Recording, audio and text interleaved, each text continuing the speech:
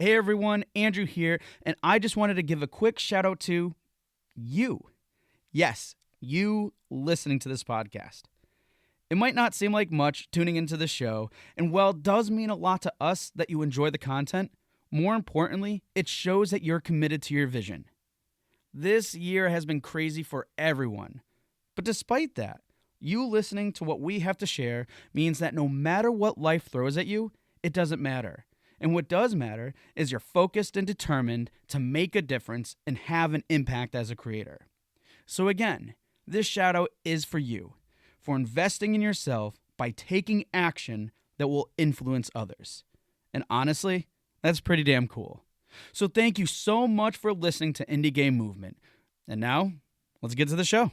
Hey everybody, and welcome back to another episode of Indie Game Movement, the podcast that talks about the marketing and business of indie games.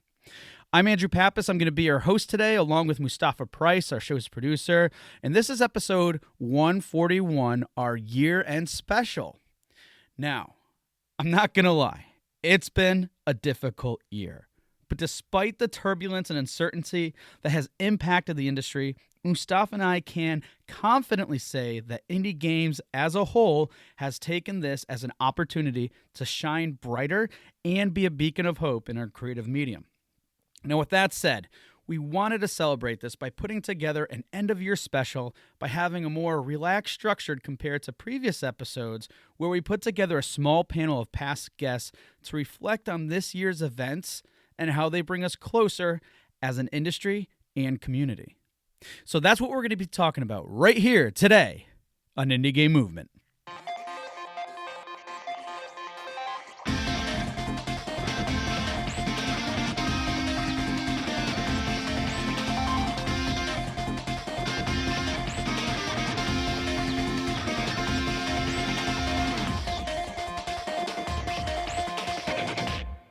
Hey everybody, and we're back. And first, I just wanted to say, thanks for listening for all this year. And in light of that, we have an awesome episode for you guys, and a few guests actually.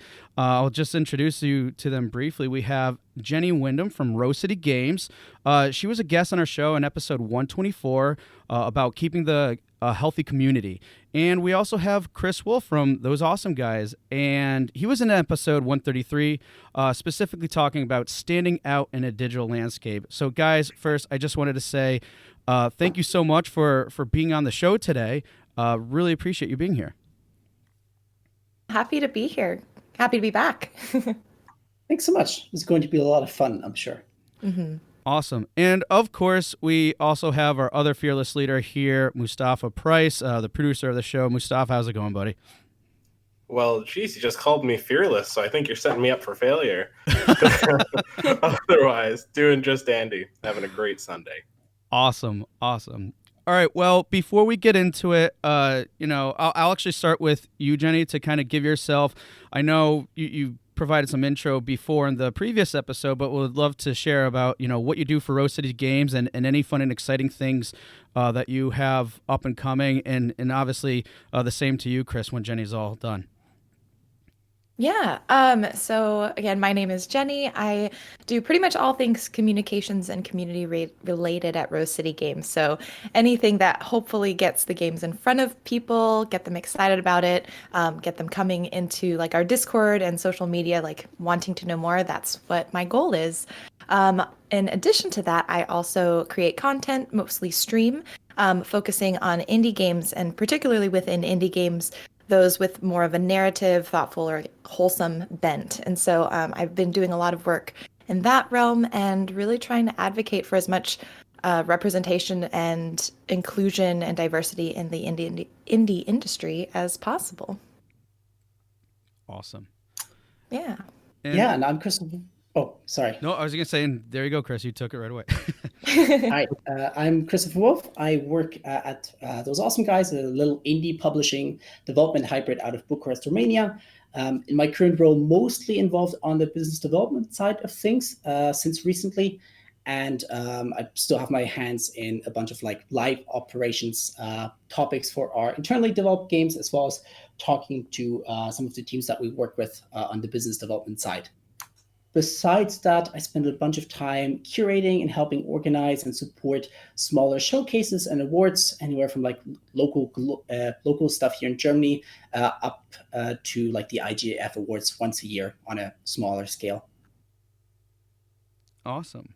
Well, again, can't thank you guys enough for being here, and we'll just probably just get right into the conversation here. And Mustapha, I'll let you take it from here because you know to be quite honest, everybody, Mustapha did an awesome job putting this together. So, and I'm just gonna have him take the lead with it on that front because there's just a lot of cool things that we're gonna be talking about. So, Mustapha, why don't you let us know what we're getting ourselves into with this episode? Yeah, and thank you for that, Andrew. I really appreciate it. You know, I felt it was very important this year, especially. I know we've heard 1,000 different times in 1,000 different ways about how difficult it's been, but there have been a lot of silver linings that we've depended on. And I think that while the turbulence of this year has definitely impacted our own industry a great deal, indie games have taken this as an opportunity to really shine brighter, I believe, and be a beacon of hope in our creative medium. Thanks in no small part to some of the people here on this call and many people across our entire industry. So as a podcast that celebrates indie games, I felt it our obligation to celebrate that as much as possible. So we put together this kind of year-end special, which is going to serve as a trip down memory lane, both for the podcast itself, as well as the indie pocket of the games industry. So our structure is going to be different, definitely a bit more panel than our typical interview style, but I think it will serve as a lot of fun for everyone involved. So to jump right in and show how our format is different, I figured we could do what I have named the Quad Box. Ooh. Our typical Q Box round. We're going to do a reduced number of questions. But in addition to our guests, both Andrew and myself will also be answering the questions as well. So hope you're ready for that, Andrew. I don't know if I don't know. I'll be honest. I don't know if I am, but that's okay. We'll just go with it. All right, cool. Let's keep it rolling. So to start, keep it simple. Our favorite indie game of the year. Does anybody have something that they're really itching to answer with, or? Oh my gosh. I have can I pick two? Is that cheating? Go for it. At least two. You might have to pick one for me, honest. Because the first indie, I've spent so much time with Spiritfarer, and so much love to Hades because I think that's a lot of people's indie game of the year, but for me, Spiritfarer really took it away. But I think the sleeper indie game that everyone should be playing, but I don't see as many people talking about is Carto, which is a game like a little small puzzle game that has to do with manipulating the map to solve puzzles, and it's so cute. So those would be my two. Nice. Those are some great choices. Yeah, they are. I'll have to cheat a little bit as well. My 2020, but really exploding in 2018, but really exploding 2020 game of the year is definitely Among Us. I've been spending a ridiculous amount of time in that game, and I'm struggling even with 6 player groups or 6 independent Discord servers to find enough sessions to jump into to really satisfy me. It's so good. But otherwise, Coffee Talk. I almost forgot it was a 2020 title, but it just combines so many different elements that I love. Pacific Northwest, middle of the night, monsters, some really chill music, and coffee. What else could you want? And rain in the background. It's basically Seattle as a video game with monsters. It's beautiful.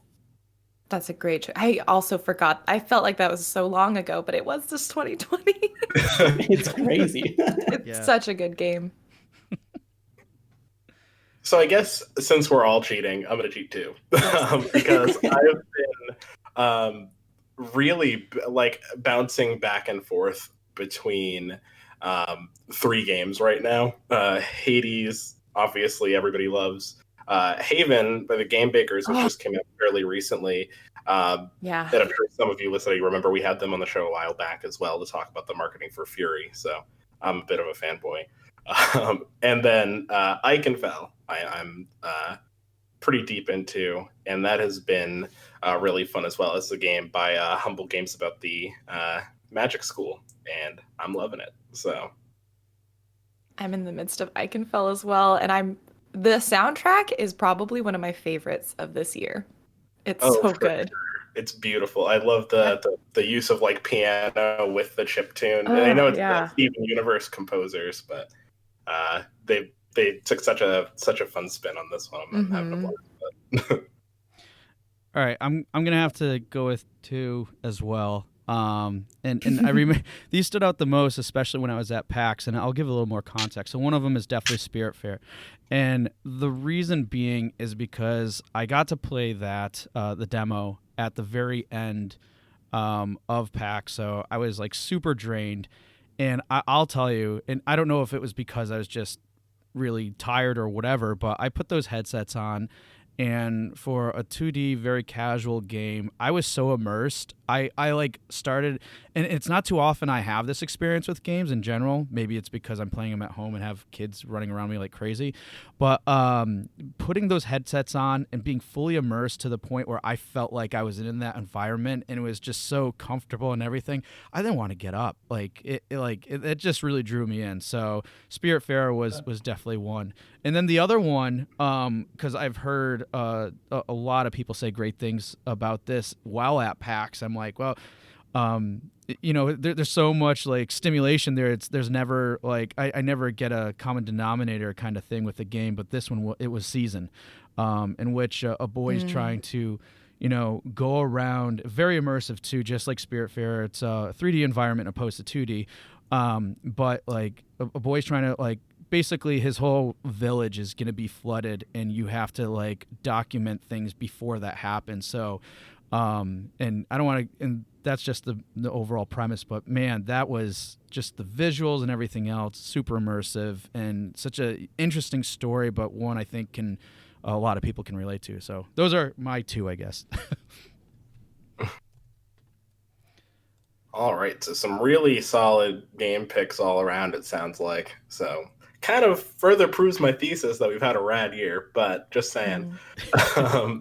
So the second question is favorite meme of the year, and this can be really any meme format, anything. I mean, I guess try to keep PG-13 or below, but yeah, essentially, if there's anyone that was particularly stand out for you. I think I have to go with a non-gaming meme. I really, really enjoyed anything that had to do with Gritty protecting the Philadelphia Convention Center during election week. That was just absolutely hilarious. I didn't like Gritty before that, but since then I've become a big, big Gritty supporter. And since we're in the, we've now established that 2 choices are okay as well. Again, anything Among Us related, there's been some really good internet content about being sus. Again, probably also in correlation to the election. So yeah, big fan. Yes, absolutely. The Among Us memes have been just 10 out of 10. I think my pick is probably the meme format with the 2 astronauts on the moon looking at the Earth and what's holding to the other.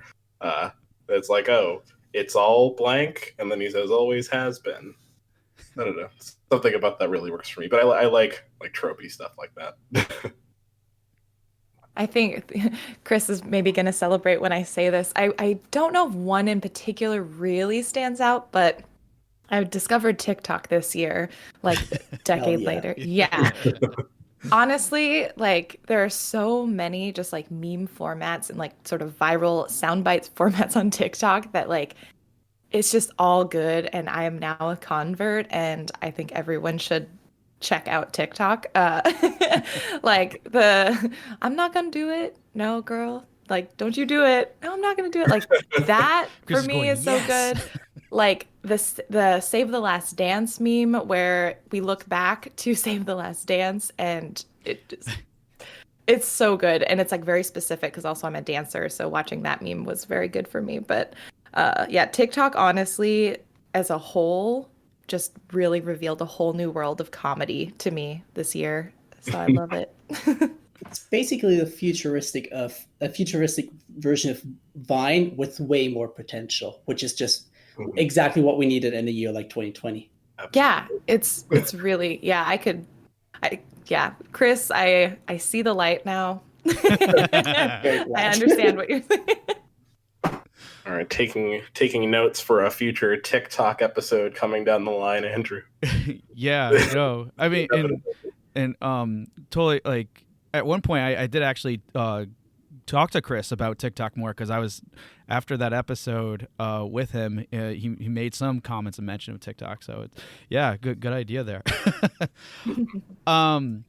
Yeah, for me, I mean, it's funny. Like, I think when it comes to memes, kind of like Chris in a way, more so non-game related, because I'm just trying to find stuff within context, like with working with some clients and stuff that would be appropriate and or just comedic. And the one that I think, if I were to just pick one, even though it's not necessarily specific to 2020, hands down, it'll always have to be the Kool-Aid guy going, oh yeah, busting out of a wall, some random wall somewhere. Like, you can almost use that for anything, and it's I just, they'll never get old. You can tell what era I grew up in now, the 80s with Kool-Aid Man, but that's perfectly fine. I'm proud of it. So that'd be mine.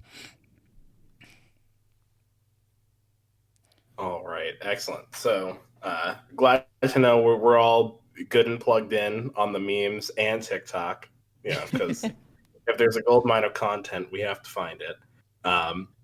And so the last kind of Q box question is favorite Twitter moment of this year.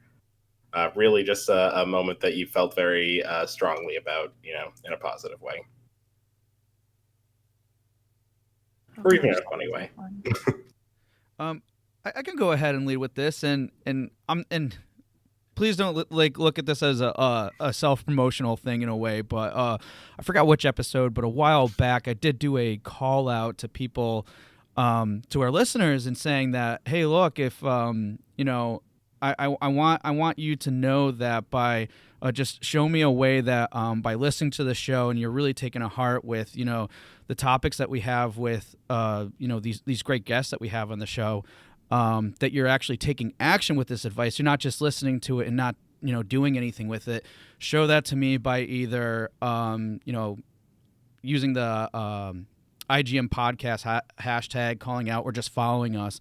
And from that alone, and then just other future stuff, just to see people following on that, I like to, and now I look at that more of, it's not that us just getting another follower. It's just saying that a listener is actually saying, yes, I am taking action with all the stuff that we're talking about all the great advice that our guests are giving. So that's probably my favorite Twitter moment, is anytime that a follower happens, because it shows that people are actually taking action. Yeah, that's awesome. Well said, man. Thank you. I guess mine is probably, and I don't go too deep into this because it is actually one of our topics for this episode. But during a lot of the, the challenges that we encountered this summer pertaining to, racial justice issues, there was the kind of indie social justice like grab bag of games, and like watching a lot of the conversation around that involving people who I both either have had the fortune of meeting over this past year through the podcast, through PAX, things like that, as well as people in the industry who I've looked up to for years. It was a pretty inspiring thing, and definitely encouraged me to mobilize in ways that I perhaps hadn't considered. Nice. Yeah, I think when I'm trying to, it's so interesting because asking these questions about moments of 2020, and I'm like, gosh, trying to even remember what happened this year. But I do agree that for me, the seeing all of the devs jump into the hey, can we get our games on the itch bundle, and seeing that wave of people wanting to participate, wanting to do something in support, that was really cool. I think just a personal moment, seeing just that's more immediate, seeing a bunch of folks that I know and really hope that they get just the attention that they deserve, make it into the Game Awards inaugural class. What is the class of I forget what they call it. Yeah, the first class of movers and shakers, basically, of up and comers in the industry. That was a really nice moment that happened last week, that on Twitter, that was really just great to see people that I know and respect kind of get some of that attention that they deserve. Oh, and AOC playing Among Us. That was like a little bright spot just because it was so fun. It was just one of those That was fun. by far, even with everything happening this year, my favorite political moment. It was so satisfying to watch. What a wonderful world we live in, where we can have AOC on Twitch playing Among Us with a bunch of amazing influencers. Record-breaking viewership on the platform is insane. Yeah. So good. Within that range of, I think, like political moments on Twitter this year, for me, basically the week after sorry to make this so political, but after the election results were more or less final, or people were seeing the end results on the at the end of the tunnel, there was so much relief across this platform, across this sometimes really horrible platform that throughout, with so many people that went through so much in 2020, and just seeing something positive happen for once in a while. That's not going to have an impact immediately, but in the long run going to save lives effectively. There was so much joy, and I wish we could have that more often, especially these dark times. So that was by far my favorite moment, or I guess like week of a moment. Yeah, it's very Agreed. palpable energy during that time frame. I agree. All right. Well, thank you all for being good sports on this. I know the early reflection could be a little bit tough, a whole year, especially one like this where everything kind of looked the same for a lot of it. But I definitely appreciate that, and I think it'll be a really great segue for us to kind of jump into more reflective conversation, particularly given how kind of strong the start of the year was. I do want to kind of travel back to PAX East in particular.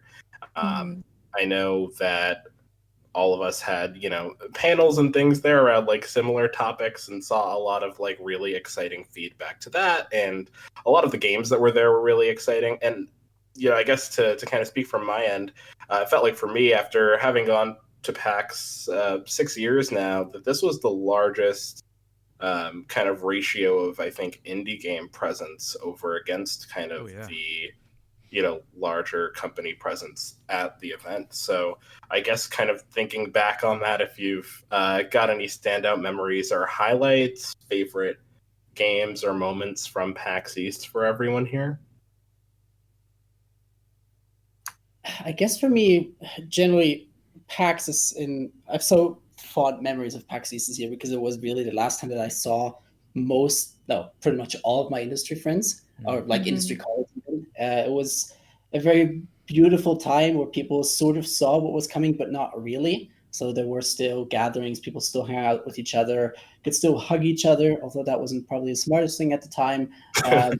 But at least see each other and get a chance to hang out and just have a good time before, well, the world went into lockdown.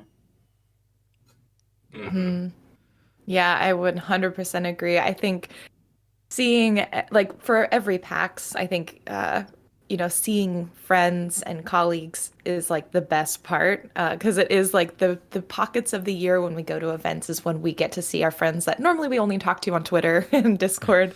Right. So I think that was probably my biggest highlight. But I also would be lying if I didn't at least shout out Animal Crossing and that a beautiful, beautiful booth. Yeah. And the absolute joy that I had, and I know so many people had seeing that. Yeah, so I think Friends and Animal Crossing for me. Yeah. I guess if I had known that would have been my last chance for so long to get a photo op with that life-size Tom Nook, I probably would have made my decision. Yeah, I would say for me too. What a beautiful show as well to like close up the year with, even if it was in February. There's a lot of great shows, but for me, PAX has always been a show that just stands out for being comfortable, for being open-minded and welcoming, other than some other, especially consumer-facing shows out there. So yeah, if I had to do it again, I would hope that PAX would be my final show for the year, or probably significantly more than a year. Yeah. Mm-hmm. Yeah, Mhm. and Chris, you Love mentioned that. about the date too, February, which it's like it was kind of like meant to happen because typically they try to shoot for like March and April, end of March, early April. So just simply the fact that it was able to get, which is not typical. I was like, oh, I'm gonna freeze this year, trying to get Yeah. in and stuff.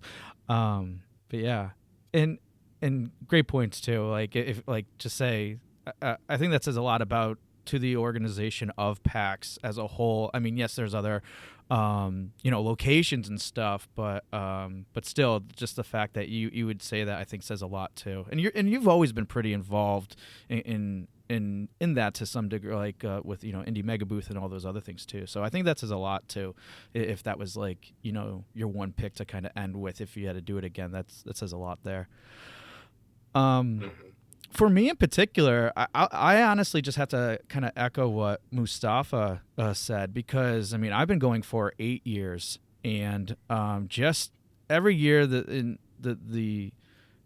always made great improvements. I felt just every year they'd always like one up themselves just a little bit and always improving. And again, like continuing to see the focus on the indie game scene is awesome to see. And even like what was it like over a year ago on the PAX prior to of this year, we had an episode, and that was like one of or we called out to that. I think Mustafa, you in particular, called out to like, oh, the indie game scene presence, and again, it continues to grow and have such a like dominant force now, where years ago it wasn't the same. So I think it again kind of in line with what we're talking about in general. With this conversation too, we're seeing more of that happen, and across the board with all sorts of other different types of events and things going on in the industry. So that for me, I think was pretty cool about that. And as I already mentioned, those games, and there's a bunch of other games too that were really stood out. I thought were pretty. It's just I just love all the attention that the indie scene is getting, and just the quality of work that's coming out of there too. So. Mm-hmm. Yeah, Yeah, it is real. Oh, go ahead. No, you first. Oh, I was just gonna say, like what I love about PAX East, I've gone, I think this was my third time going to PAX East. And what I really love is when you look, there are two escalators that you start sort of at the one end of the show hall with, but you can see sort of down this sort of really narrow and long show hall. Yes. And what was like that view is also just so exciting and invigorating to see. But what I loved about like what I love about PAX East in particular is like you have the bigger sort of players in the front normally, but every year for the 3 years I've gone, the booths of indies, like you can visibly see sort of these other like indie games coming through, not just in the indie mega booth, which was like a huge support for indies, but even on the sides and like encroaching in sort of on the bigger company spaces. And so it just visually it looks really cool, and that made me very happy and excited because yeah, you can see that indie representation in the physically in the space.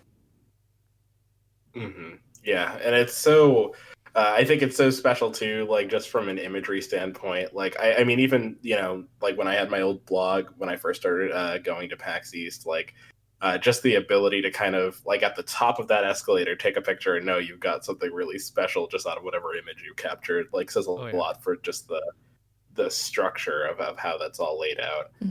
This is such a good convention center. I mean, It comparing is. it just to, Yeah. I love PAX West. I'm a big fan of Seattle as a city and the convention vibe overall. But what a mess of a convention center. Yeah, it's true.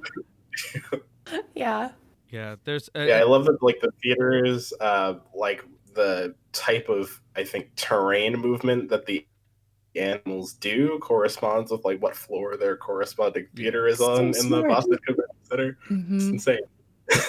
And I have a friend who lives in Mass, and he was saying at one point, because we used to attend all the time to PAX, and he was saying that a large part of the convention center, a lot of the things that they do for as a whole in terms of growth and potential expansion are kind of like based off of PAX. Like they and mind you, this convention center holds tons of other events, like you throw it out there, they probably have a convention for it there, but their kind of bread and butter, or what kind of dictates what they do for other things in the future. One major influencer for that is PAX. So it's kind of interesting how big it has become, and how that convention center is designed almost for PAX in a lot of ways, because I think it's the only one out there that literally uses the entire building, and in some ways they need to expand it so it can even be more accommodating for that convention. So it's nuts. Mm-hmm. But anyways, Yeah, PAX is it's good. exceptional. I do just want to also kind of double back, just for the sake of, our listeners, to kind of, at least from my end, clarify some of the impetus behind my word choice and things like that, as it pertains to indies taking over kind of the PAX floor year after year being an explicitly good thing. My reasoning in thinking so isn't even necessarily a reflection of the indie versus AAA conversation. I think it's really just about we talk so much on the show about the increase in just volume of games released, and how the increased presence of smaller studios means that we can have more games coming out at more frequent intervals every year. And that is just exclusively a good thing, because it means that different people with different tastes will more often than not be able to find games that are specifically appealing to them in ways that they might not, if we're only observing the 2 or 3 big blockbusters that come out, every season or something like that. So just to really kind of double down on the importance of that, I didn't want to kind of move on from the topic without at least mentioning that. Mm-hmm. Yeah, it makes complete sense, and it's true, because a lot of the AAA games out there, I mean, they're designed with much I would say different intents, in terms of, let's just say, they're trying to be very general focused, and that's a hard thing to do, and they have a lot of resources and everything else in which they're able to do those things, right? But from an indie game perspective, I mean, if you try to go too broad, especially with everything else that you're facing, there's a lot stacked up against you, and going too broad can make it very difficult. And not only that, I don't think you get the type of really heartfelt messages or stories, or even beyond that, just those very specific experiences. You couldn't get that if you were always trying to do something like AAA is able to do, for the most part. So. All right. I don't think anything speaks clearer to that message than how much the simplicity and specificity of Among Us plays into its success, and ironically enough, its broad and general appeal. Right. So kind of moving on to our next topic here, and Jenny, I'm going to lean on you a lot for insight into this. The Wholesome Games Direct that took place May 26th was a pretty big highlight. Another one of my exciting Twitter moments, I would say, personally. And I think that the tone of an event like that, while just generally being an important thing, was especially important during a time where most of our engagement with other people is on Twitter, and that can get kind of dicey and miserable for everyone. So could you tell us more about Wholesome Games and kind of your vision for it, and how the events of this year maybe kind of influenced some of that? Yeah, first of all, I can't take all the credit for Wholesome Games just as a community. What was super cool, and this is probably about 2 years ago now, I would say, almost 2 years. For the longest time, I had been sort of just in my own island, creating content that was essentially about wholesome games. I just did not have a word for it, or any other folks I knew who were interested in it. And the team at Wholesome Games, James, Matt, and Jacob, they actually decided to create the Twitter account and the Discord, and it's grown into the full community that you see today. And they have a wonderful mod team on there, and so I'm lucky to consider myself part of the movement, but definitely they are the ones who really put a name and a brand to it.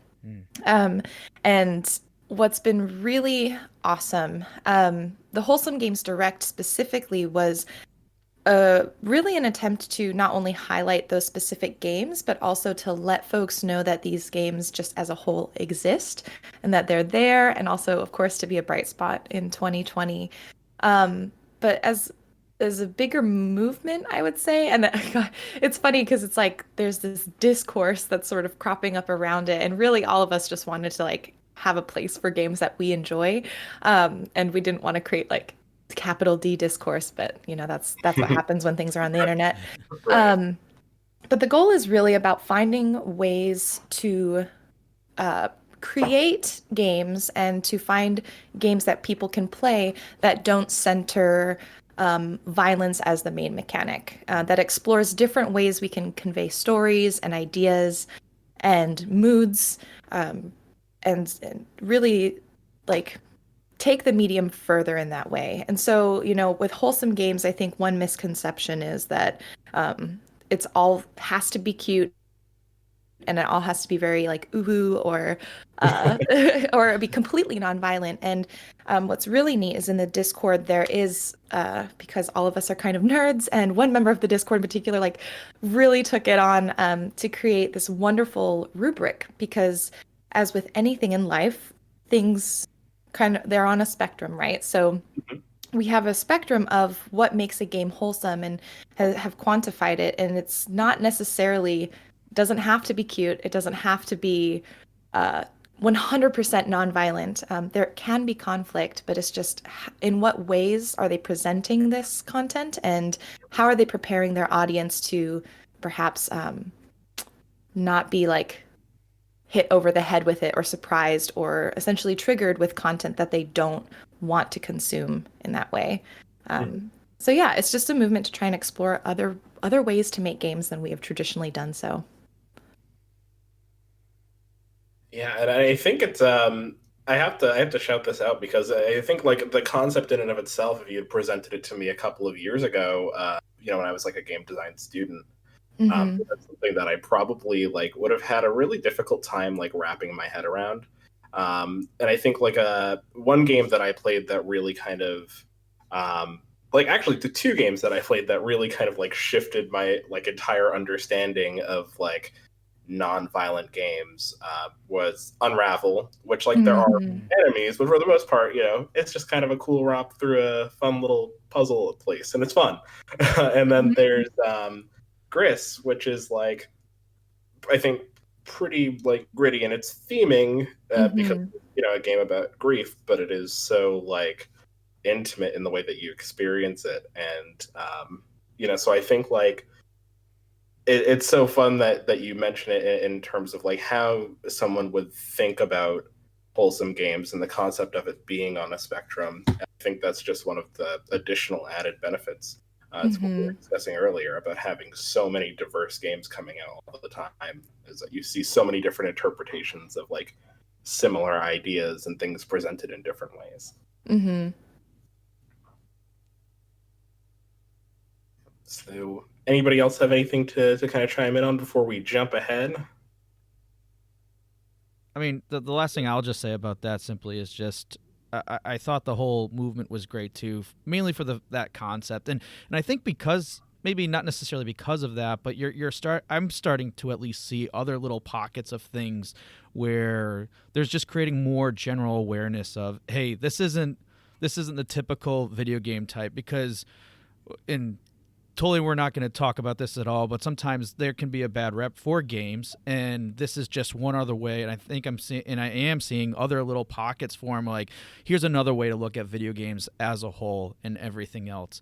So that's what I loved about it too, because just simply bringing that overall awareness of what video games can be, how they can be represented as a really powerful medium in a lot of ways. And Mustafa, you gave some great examples there too, and just really understanding that like, hey, this is something that and it's important too, because us as a world culture, or essentially video games themselves is now a world cultural, like it's part of our world culture, right? It's gotten to that point, so it's more imperative that like the wholesome games direct movement and other movements are surfacing now, because we're all in this together, and if we have that better understanding of what else is out there, because games are clearly going to influence us from here on out. So that's why I think these types of initiatives that are happening and more of them that we're seeing surfacing is just going to help. Sorry to sound cheesy, but make the world a better place. Yeah, I agree. I mean, just looking at the overall development of press conferences, but also smaller types of events or bigger, I guess also partially marketing opportunities for independent developers. It's been exciting to see the world of games turn from our typical like twice a year big gaming industry press conferences at maybe E3 and Tokyo Game Show, maybe at Gamescom once in a while, to having way more opportunities for visibility, but also so much more focused. Starting with obviously the Wholesome Games team leading the initiatives, Ludonaricon being a fantastic example, and now seeing that being followed up by Steam with their digital tabletop festival a couple of weeks ago. I'm more in the future, and I'm excited for many more developers as well as fans being offered an opportunity that is way more focused on the types of games and types of experiences that they create, rather than being sort of grouped together into a big press conference between Call of Duty and the next FIFA, which is fair as well. And I'm sure there's fans out there that enjoy that a lot. But having the option for both is going to be super valuable. Yeah, agreed. Well said. Absolutely. I mean, I think it's hard to argue with like the idea of just more options for your hobby being, a good thing. Or even hobby careers and, tons of other things. I think the world culture specifically, like that's such a good choice in wording, Andrew, because I think it segues pretty well into our next subject too. I think as like seeing games evolve in this way also means we're seeing them evolve as to how they engage with other facets of culture, especially politics and social issues, from AOC streaming Among Us to, even in some of the, darker times that we see. Like, particularly, over the summer we saw with the passing of George Floyd, it really sparked a lot of the outcry and really put the Black Lives Matter movement to what I personally describe as a social boiling point. I don't think it's a new issue at all. It's just that this particular event was kind of the catalyst for some pretty vocal outcry, and reasonably so in my book. Now, to kind of put what I would consider to be, I consider this still to be a moment worth celebrating in our industry, because the games bundle for racial justice, it was this collection of titles that amassed about thousands of dollars worth of content, and the revenue for that being specifically targeted at charitable efforts for racial justice, and having seen that be perhaps the single largest area of political discourse in an election year with a pandemic, I think speaks a lot to how much influence games can have, in the way that the kind of indie game community was able to, in large part, unite and kind of take that on. So, I guess to kind of frame this as a question discussion topic, how would you guys say that like these types of things will affect the culture around our industry going forward, and the way in which games are now almost embedded in the politics of the world around them, even in a way that they maybe weren't before? How do we kind of see that shifting the landscape of our culture as indie games specifically? That's a very good question. For me, I'm hoping for the industry overall, especially when it comes to topics that they previously liked to stay out of, such as politics overall, to be held up to a way higher standard. It's always, or not always, but for the longest time, we've seen excuses come out about, our game not being about politics, and oftentimes communicating messaging that might not align with the, I would say, more left-leaning vibes of this industry. So I'm hoping overall this summer to have a long-lasting effect and push our industry to be better, to do better, and not only share their Twitter statements every couple of months when something horrible happens and blows up across the internet, but actually stand behind their messaging in their games and in their messaging and their company culture as well. Yeah, I agree with that. Oh, yeah, this is tough because I think we saw some really wonderful things happen this summer with the community coming together to fundraise, not just on the industry side, but like content creators and consumers. Like on all fronts, we saw people starting to become more vocal, starting to put their money towards like games in the industry that have been made by Black developers or BIPOC developers. We saw more of this recognition happen. My hope is that this continues, but I hate to be the salty person, No, but bring it on. I can see changes happening so slowly, so slowly. And I do know that they are happening, and I do know that there are so many folks in the industry really fighting to get things to where they should be, where we have equity and representation and all of this good stuff. And more so maybe because I'm in the indie space, I do see it in the indie space. But my concern and my skeptic brain is already seeing the events of the summer like start to wane and things, in a sense, returning to that status quo that we had prior to George Floyd and prior to a lot of like the outrage that happened surrounding his murder. So I'm hoping that I 100% agree with Chris. I'm hoping that we continue to find ways to gradually move that needle and to make things happen. But I just also wish that there are ways that we could make it happen a little faster and that we could do that. But that's, I think, that's a whole hour-long podcast in and of itself. Well, No, I would. I would.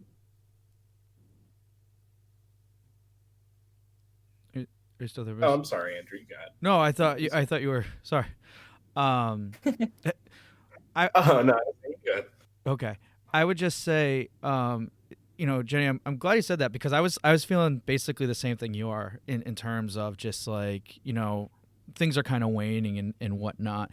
And to a degree. And I mean, you can kind of understand that, right? Because in the heat of the moment type things, like, yeah, it's going to be really top of mind.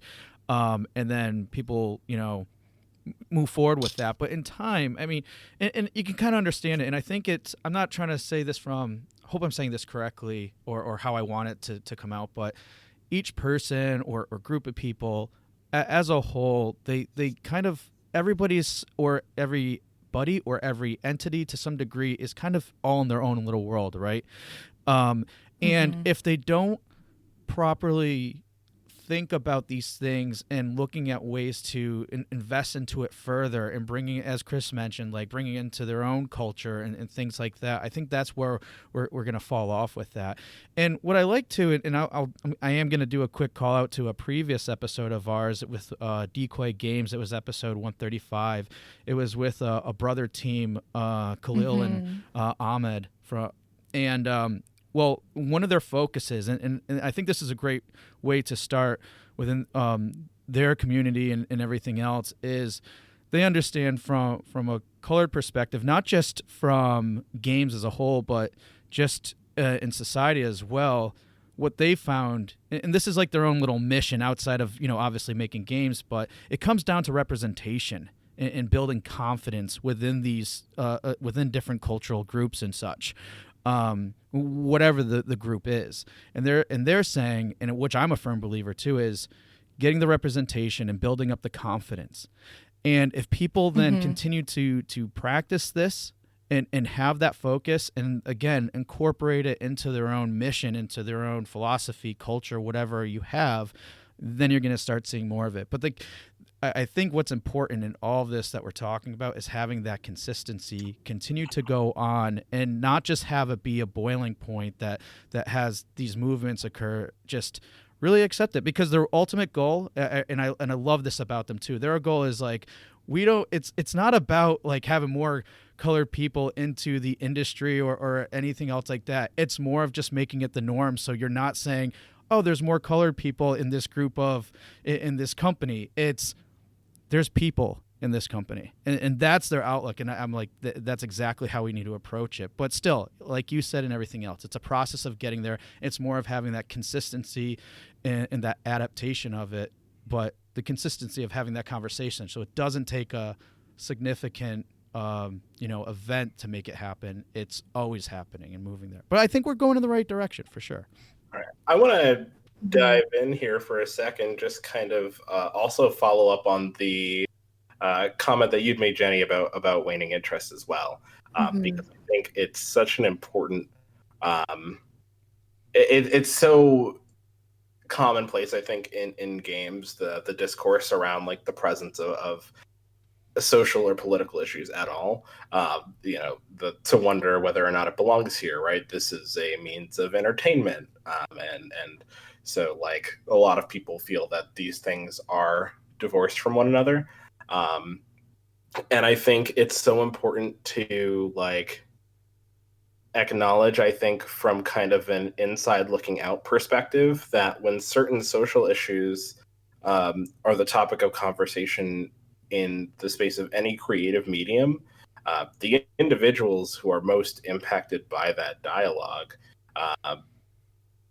are almost not able to kind of disconnect from it and treat the medium or the hobby or the career as something separate from politics. It's all intertwined for people who kind of live it every day. And I think like, and I appreciate so much of you mentioning that, because like, while there is a positive to the things that we're starting to see happen in way of change, in way of people's willingness to have even conversations about this, there is kind of an importance to making sure that we're approaching it earnestly and with the perspectives of people who are impacted by it, and not necessarily kind of holding on to it as long as it's the number one trender on Twitter for that week.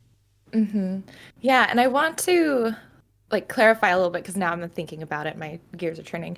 Like, I do understand that like it's not sustainable, the outrage that we felt back in like the spring and the summer. Like, I understand 100% to sustain that kind of emotional activity is exhausting, and it's 2020 and we are all exhausted at this point.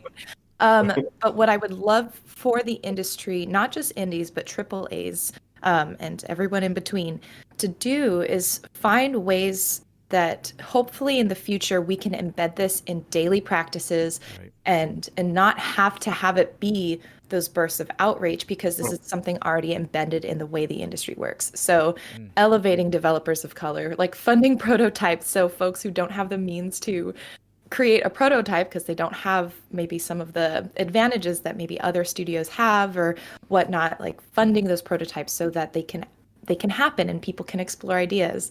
And things are happening, like I think Humble had a fund that they announced and are starting to announce grantees for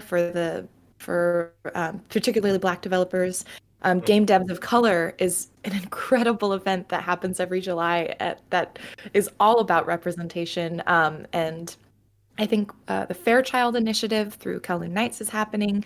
So stuff is there, but it's just what I worry about is they're all in their own pockets. It's like it's all of the people of color are talking to all the people of color, and like all of them marginalized. Like, we're sort of in this island, and there has to be some way that crosses into like being embedded and threaded throughout the entire culture of the industry. And I hope that's what happens in the future, because I do understand like we can't have a justice bundle every month that does what it does, because that's not sustainable. But yeah, so It's a huge conversation, but yeah.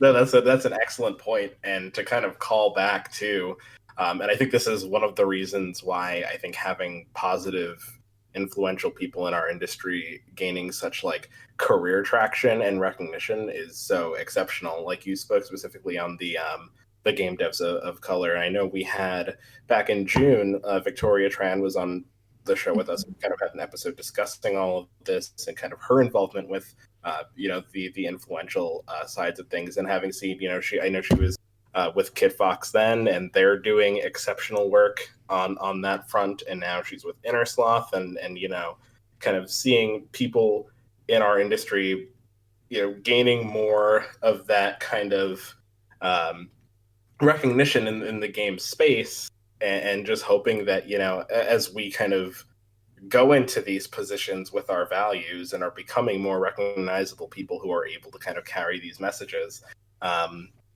that it kind of coincides with that expanding presence of indies over against AAAs, and that those values kind of grow in the same way that our successes do.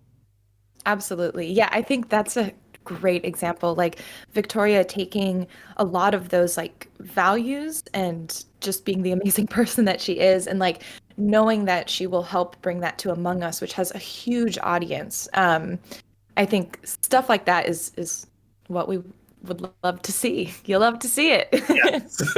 Well said. Yeah. I think Victoria is a phenomenal example. And jumping back to the best Twitter moments, her and the Innersloth team winning the Game Awards recently were Phone lady. Such a wholesome experience. Wow, it was beautiful. I just adore the static imagery of like them on the webcam and then her on the phone being held up. This was very, very yeah, fun. seeing people saying "phone lady" for Smash like made my year. I missed that. Wow, that's fantastic. Yeah.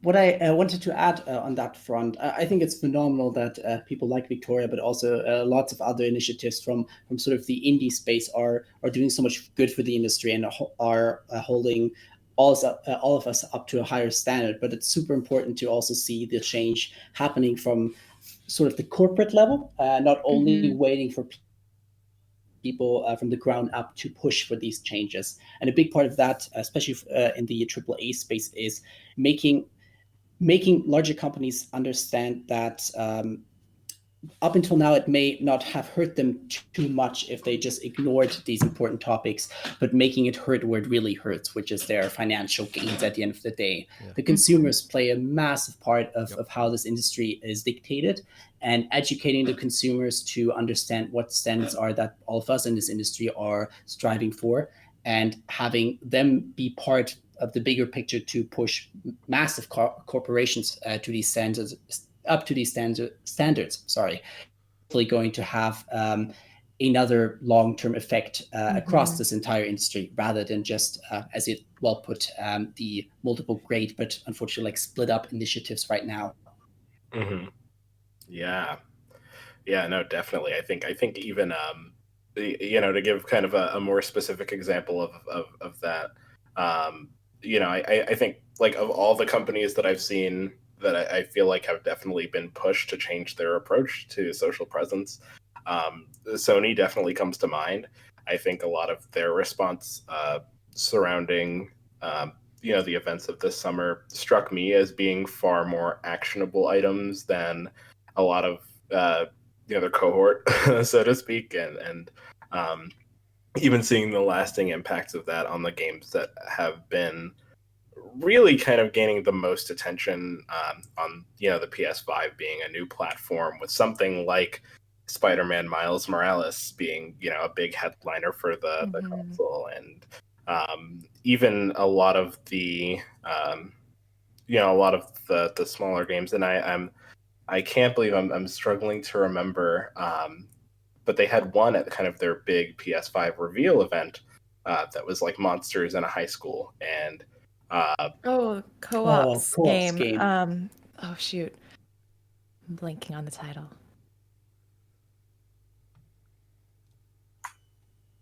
I promise one of us will blurt it out as soon as we remember it. Goodbye Volcano High? Yes. Yeah. Yes, thank you, Chris. And thinking back to like even when the PS4 was announced, if direct style presentations were happening then, I don't think a game like that would have been able to have been shown and promoted in such a positive way. And it's important. I think like something like that even speaks to kind of the strides that we're making in diversity of content as well as diversity of people making content. So it's Mm-hmm.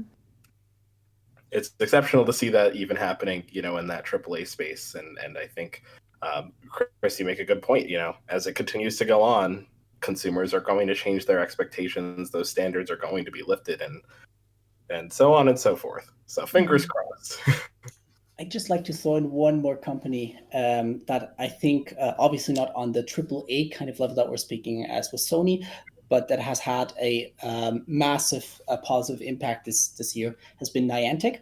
They've had some really outstanding social impact campaigns across all of their titles this year, and they, for me, have been sort of the landmark of how to do things right, at least from the outside perspective. Mm-hmm. Mm-hmm. Yeah, wow. Then see, I did not know that, and I appreciate that. I'm definitely going to look into that further as well, because, yeah, I mean, who doesn't love AR games? Now, I do want to kind of pivot in a different direction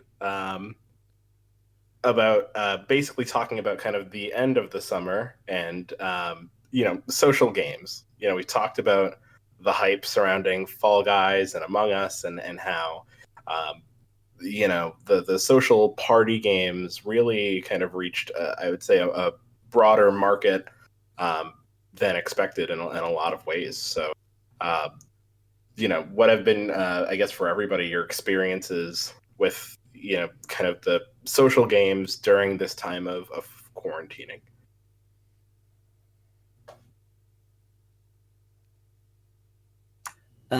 Well, I guess since I mentioned Among Us at the very beginning as sort of one of my game of the years, I'll give it a shot.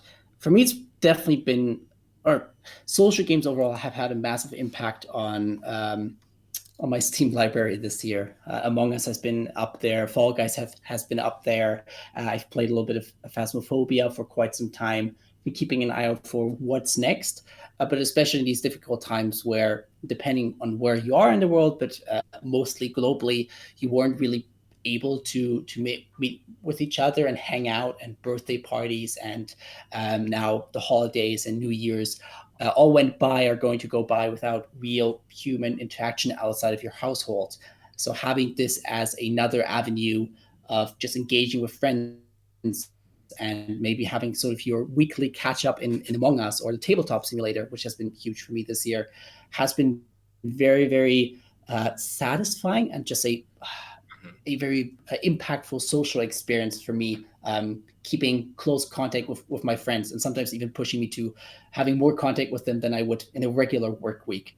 And I'm hoping, and I'm quite confident in saying that this will continue further in the future, no matter with or hopefully without COVID happening. Mm-hmm. Mm-hmm. Yeah, I'm not. It's funny because before this year, I actually was not very much a person. I play single player games. Like for me, gaming was always a way for me to unwind kind of just on my own. And while, occasionally I would play a multiplayer game, that was not my prerogative, and I didn't really find a lot of interest in them. And so it's been really interesting to see even just in my own playing habits that evolve. Like it started with Animal Crossing.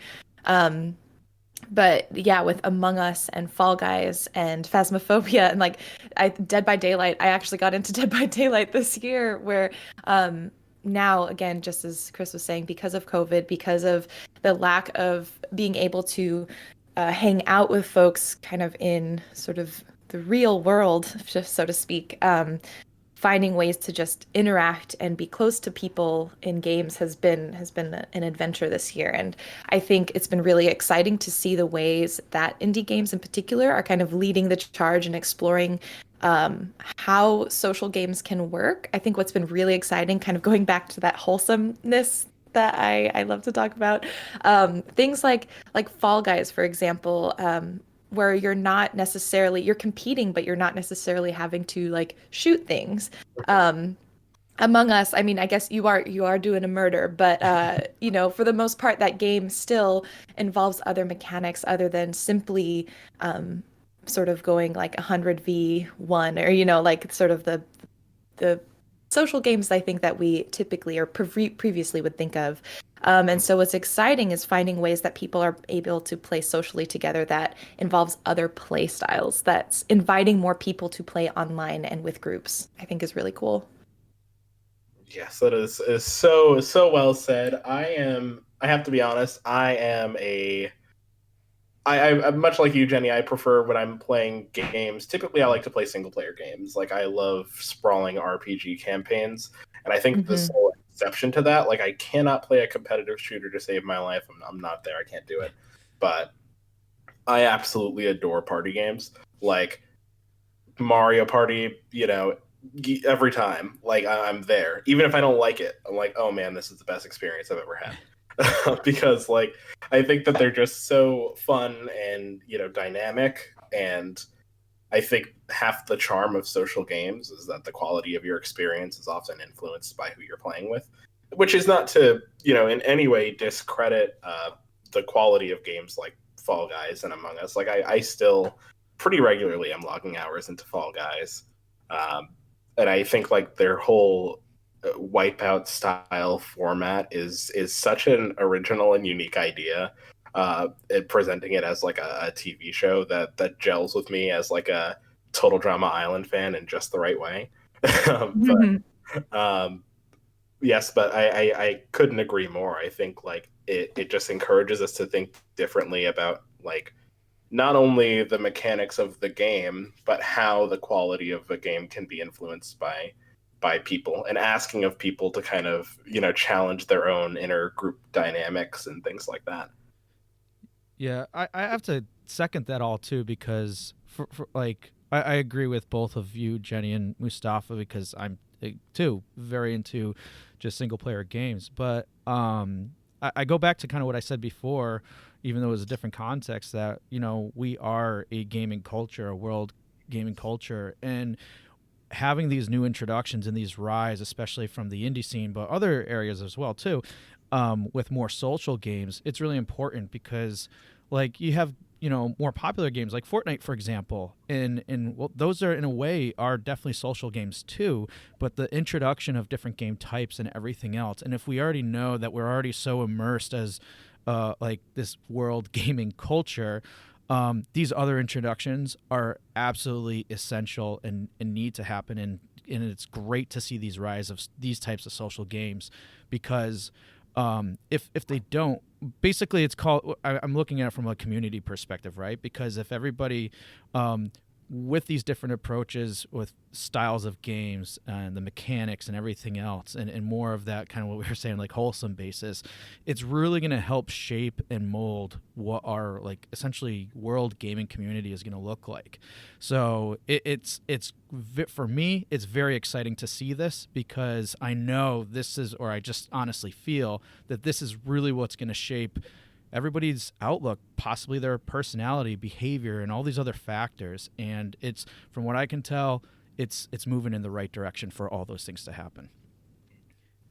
Yeah, I wanted to also kind of chime in there because I remember, back when Nintendo released the Wii, and there were these conversations for like years after that about, oh my God, my grandmother never would have picked up a video Yeah, game. yeah. Now she plays Wii bowling every day. Hmm. True story.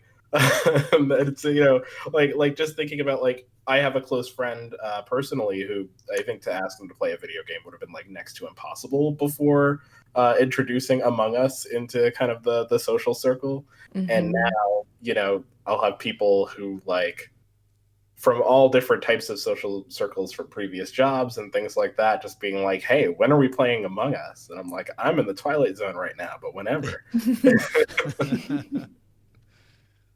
So that mass appeal definitely works wonders. And, even though it's not great to have been forced into a situation where we had to find unique ways to socialize, I guess it is kind of a heartwarming feeling to know that, some of the solutions were kind of in this space that we're also familiar with.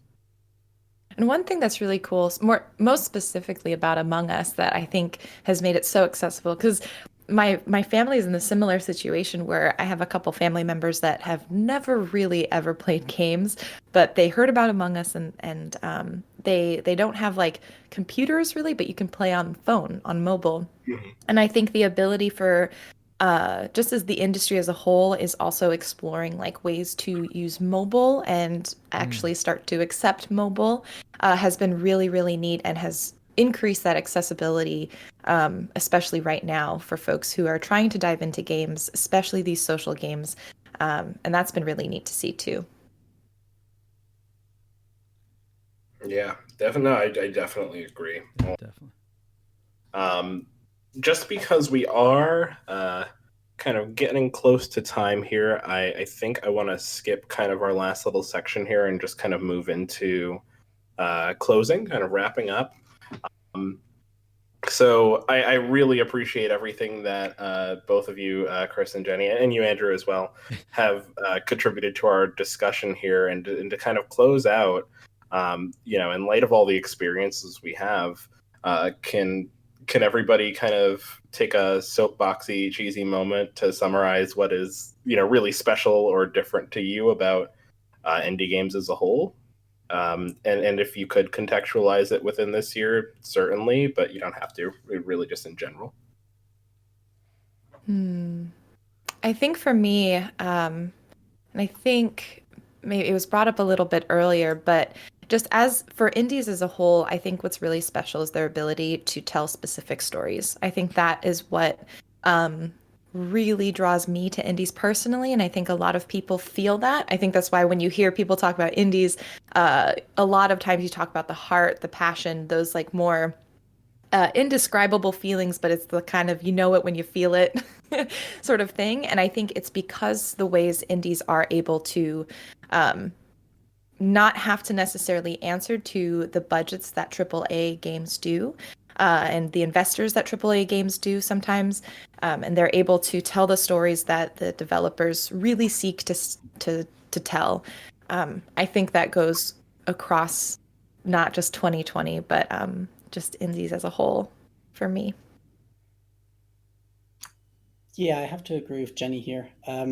It's the Indian the independent games industry oftentimes is in a position where we are able to take risks that AAA, just due to the nature of business and the investors and their boards that they have to um, address to, are just not capable to or don't Mm. want to take the risk just because there's too much at stake, I think is the right term here.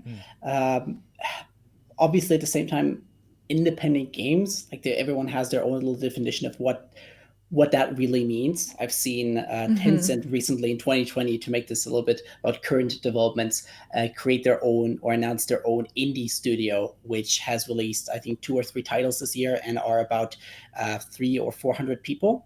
Now, that's not really independent for me anymore, but that's also a little bit the beauty of independent games. Most of the people, it feels like, separate these days between AAA and indie, and then sort of in between there's the like double A, triple I field, or whatever you might want to call it. But what really differentiates those two fields is the possibility to do something different, to do something entirely new, rather than looking at what has worked out so far and what little risk can we take to advance the medium, but still stay close to what has been done in the past, which oftentimes, unfortunately, is the case with AAA. Yeah, Chris, I think that's a good distinction that you point out there too. Like a simple example I always like to share with people coming from my film background is simply, technically, Steven Spielberg was an independent filmmaker, but like it's a name that everybody recognizes, and by no stretch of the imagination would it be considered as an indie production as we see it. But to second another thing you said.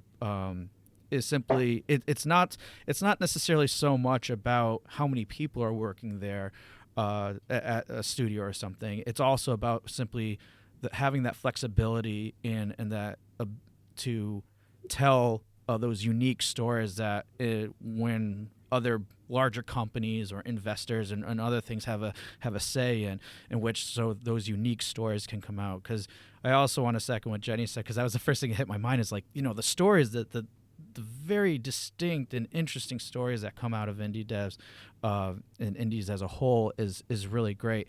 But not just to piggyback off that, I would like to maybe go further too, but also, and I think the stories are a big component of this, but the experiences that they create. Like the example I gave with Spirit Fair was like, I think just a perfect one, because I was just, I honestly feel like I feel like I can get pretty immersed with some 2D platformers, for example, but simply the fact, and this isn't your typical platformer anyways, but the fact that I was able to have that experience and be so immersed into it, like, I mean, yes, you can get immersed to different games and AAA games and everything else, but I think there's just something about indies because of the unique story, the very different design elements and our artistic attributes and even the mechanics too, because those play big. The fact that I can get so immersed and have that awesome positive experience is almost unlike anything else I can get with just about any other game. But I mean, that's just been my experience or whatever. But the experiences, I think, and how those really stand out has always been an impact on me. Yeah, and I guess to kind of add my 2 cents, I would say I think because I think the diverse stories that we're seeing and the diverse experiences that we're seeing are more of a result than anything else. I think they're a result of not only an increased volume of things being made, but just an increased demographic of people making things. I think indie games have this kind of aspect of them that AAA just doesn't, in my view, and that's that they are far more reflective, I think, truly of the world that we live in, because they're being made by everyone. I think that's perhaps the thing that I love the most, and I think that the communities that are built around them are often a reflection of a job well done on that front. Mm-hmm. Nice. Including our community for this podcast. So thank you guys too. Mm-hmm. Yeah.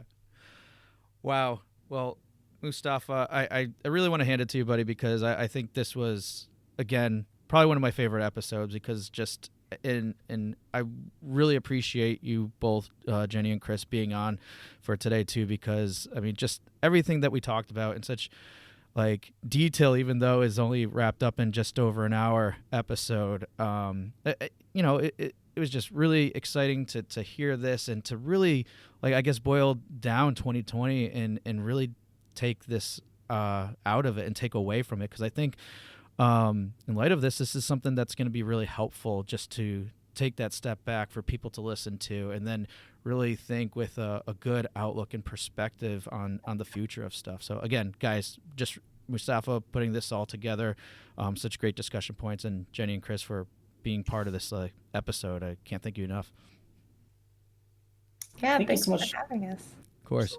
Now, before we go, Chris and Jenny, if anybody ever wants to reach out to you, learn more about those awesome guys or Rose City Games, what are the best ways to reach out and contact you? I can go first, I guess, since I went first last time. So for Rose City Games, the best place to find out a bit more is our Twitter account, and that's at Rose City Games. And then if folks wanted to follow me, I am on Twitter as at Kimchika25. Yeah, Twitter. Twitter is the same for us. We're some awesome guys on Twitter. And if you want to follow me or stay in touch or have any questions, I'm ChrisWolf_, because apparently there's a second one of me out there. Awesome. Well, again, thank you guys. Mustapha, thank you as well. And appreciate all of you do. So thank you. Thank you. Yeah, thanks again. Hey, everyone, and thank you for listening to another episode of Indie Game Movement. I'm Andrew Pappas, your host, and the show's producer is Mustapha Price. A special thanks to Taisuke Kimura for creating the show's theme and Donnie Wilson for the logo design. If you enjoy and value the content, you can support us by visiting our Patreon, which is patreon.com/IGM podcast, and select the tier that meets your needs. Show notes for this episode can be found by visiting rengenmarketing.com/the number of this episode. Rengen Marketing is a consulting marketing company that helps indie devs with their marketing efforts. So if you're looking for helpful marketing content or marketing plan template for your current game, then please visit rengenmarketing.com. And as always, thanks for being such great listeners, and we'll see you next time on Indie Game Movement.